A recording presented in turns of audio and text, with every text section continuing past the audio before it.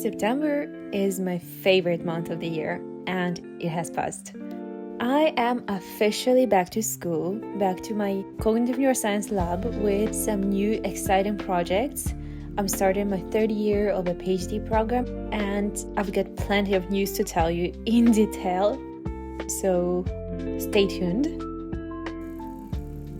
We are currently back to the gloomy streets of Paris. The Olympics is over, the tourists have gone back home, and we are left in the most stylish, probably, time period of the city. But this video is not about it. In the beginning of September, I went to Switzerland, and this time for around 1 week. It was my first longer stay in this country. I really discovered one of my new favorite travel destinations. If you ever want to get your bikes on a train, it's possible, but... And yes, you get it right. We got a train from Paris to Zurich, brought our bikes with us, and then did a bike ride for over 1 hour in order to get to our final destination, where we actually stayed for the whole week in a city called Baden. The thing I didn't expect when planning the travel is that there is a really nice bike trail. The landscape now is completely different, but we're still next to the river and we're still with the bike. So basically, for the whole hour at least, you are far away from the cars. There are not many people, and the views are just amazing.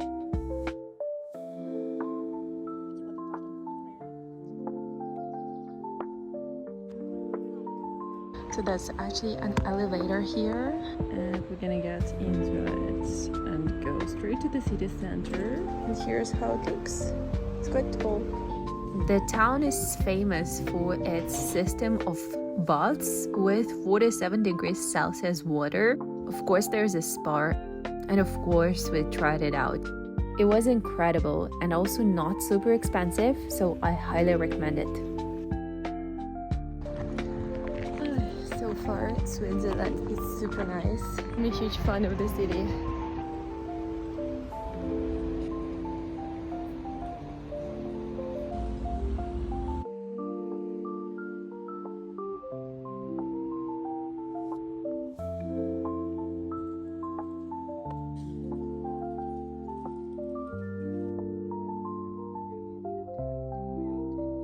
So we are now in Bern, and look who's here, baby bear.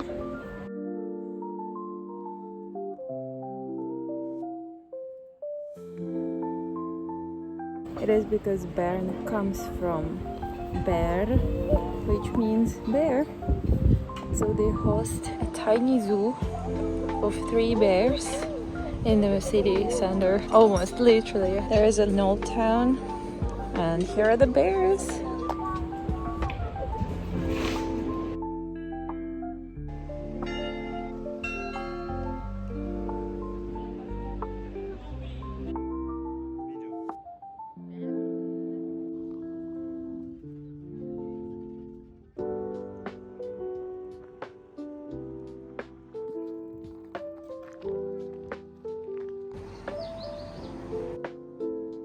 So today we get to attend my friend's institute.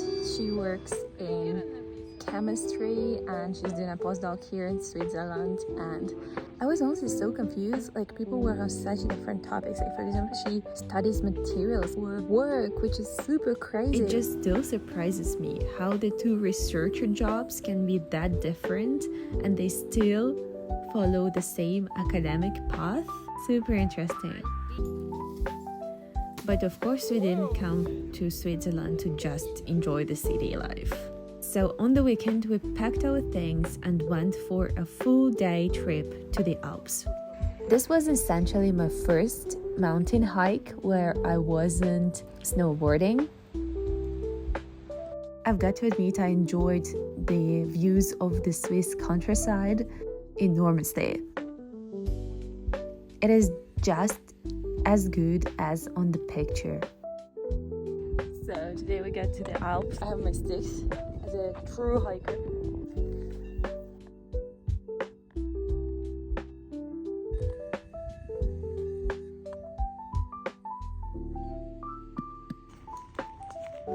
literally in the jungle.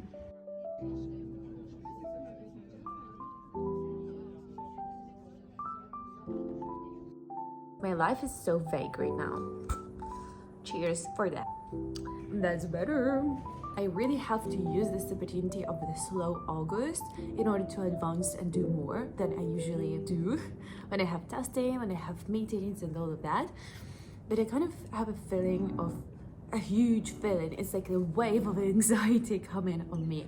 I was trying to get prepared for ups and downs of a PhD life, but I kind of feel like right now I'm just anxious without any reason. I'm starting my final year in October and I'm pretty excited about it. I don't think that in reality that's going to be a final year because I want to apply for the 4th year, but at the same time you also never know if you're going to get the 4th year or not until like December, I guess. So for me, living in this ambiguity and uncertainty is completely devastating.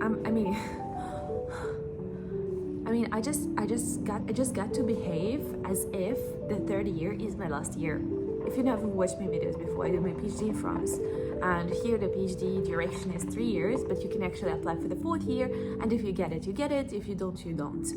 But you basically, maybe you don't even graduate, or there are other options. You can do like half a year, you can do several months. There are options. Another important source of my anxiety, I think, is sticking to the same goals that I set up in the beginning of the year. It's been almost 8 months, and I think they do not reflect my actual dreams. I basically completely failed at them, but at the same time, I don't think I really want to continue chasing them anymore. I'd rather change them for something else more feasible, more doable, and at the end, more beneficial, bringing me more happiness. At the same time, I don't know if you ever get this feeling. I don't even know what's on my wish list. I don't even know what I want. How can I create goals aligning to my dreams when I don't have dreams? I'm a bit clueless. Today, I conceptualized several things about my project. So I now have 3 main projects. My huge, big project, then the side project that kind of evolved into something separate. And then also, I kind of trying to conceptualize the 3rd project that would connect the 2. I did some kind of a plan of a publication for the 1st side project, and I kind of did some conceptualizing for the combining project, and I really hope that I'm gonna make it happen, because for the thesis, in France you can just put several papers that you publish and write an introduction, but if the 2 topics are completely different, that means that you can't actually make a story out of it, and thesis should be anyways a story. So yeah, I think for now I'm just approaching my PhD as something having a limit of 3 years and just moving towards with this.